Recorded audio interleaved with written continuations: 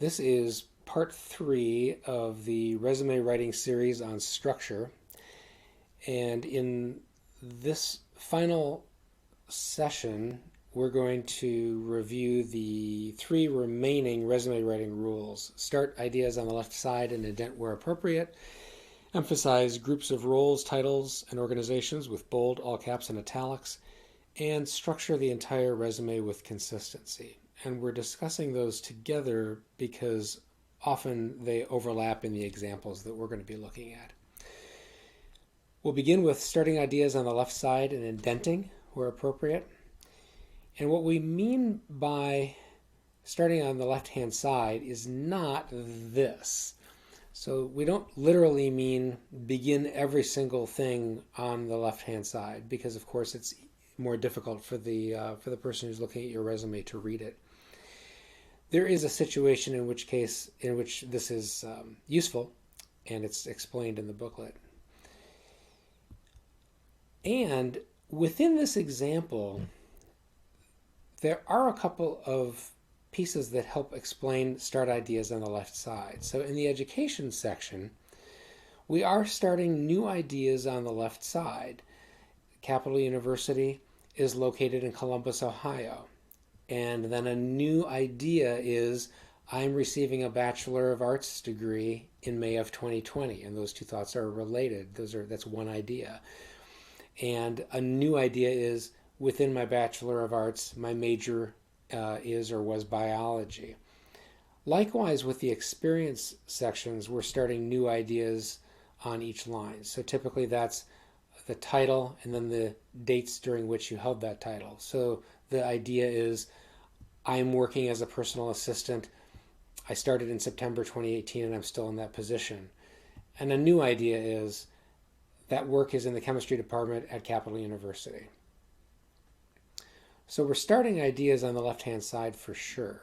Let's talk about the indenting piece.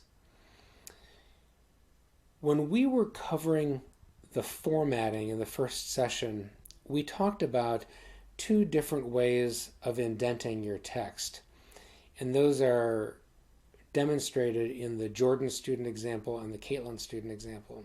So in the Jordan student example, the section titles, objective, education, selected coursework, are each on their own independent line in the document. And then the text is below those and indented.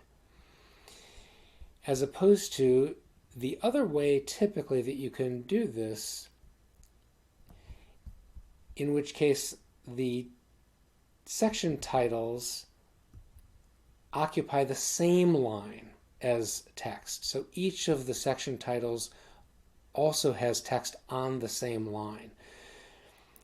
The advantage of this format is that it is sometimes easier to fit more material on the resume, on a 1-page resume, or maybe even a 2-page resume. The disadvantage is it's a lot more difficult to edit, which is why I suggest you start at least with the other format. What binds these two together is that they are both indenting. So we can easily see the section titles and then easily find the indented material. And they also both have indented material within the text. So these bullet points are indented below the title, the heading of this position. And likewise with this one. So starting ideas on the left side and indenting in the education and in the experience sections. And there's one more example that is worth going over, and that is activities. In this example, on the top you can see a block of text that is similar to how many people will list their activities. And new ideas are starting on the left side, but the text is wrapping around, so there's additional text on the left-hand side. There's also another problem that we'll cover in resume rule number 4, the second one we're talking about today, emphasizing groups of roles, titles, and organizations with bold and all caps. But if you look at that top block of text, it's difficult to read because we read from top to bottom, and from left to right, and we skim the same way. And so our brain, as we're skimming down the left-hand side, is telling us an acronym, an organization name, month, title, year, team name, acronym, time frame. There's no pattern. Our brain is searching for a pattern, but it can't find a pattern.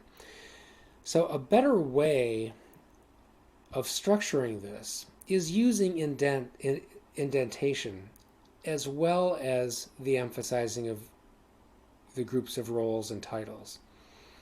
So down here you can see a version of this that I think is easier to skim than the section above, but it contains the exact same information. It is exactly the same information, but it differs in two ways. One, we're using some indenting that makes it easier to skim down the list of organizations, and we're starting every one of the lines consistently with the organization.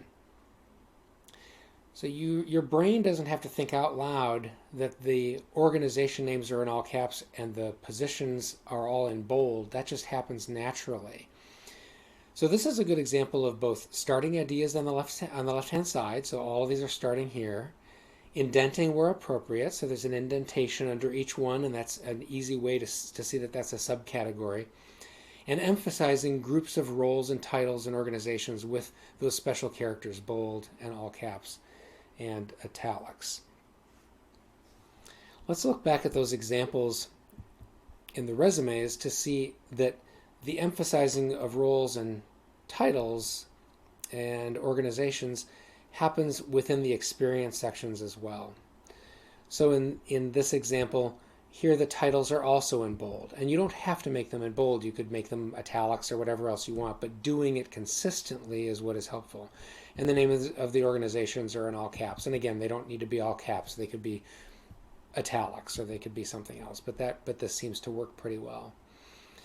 And then structuring the entire resume with consistency is the final point. So everything shares a common left margin here. And all of the section titles are bold in all caps. And all of the organization names or companies are in all caps on here, all caps normal. So those three pieces are essential rules to be considering when you're writing your resume. Remember that you can find the booklet on our website, capital.edu/career development, and you can contact us for help or an appointment, scheduling through Handshake or by emailing us at careerdevelopment@capital.edu.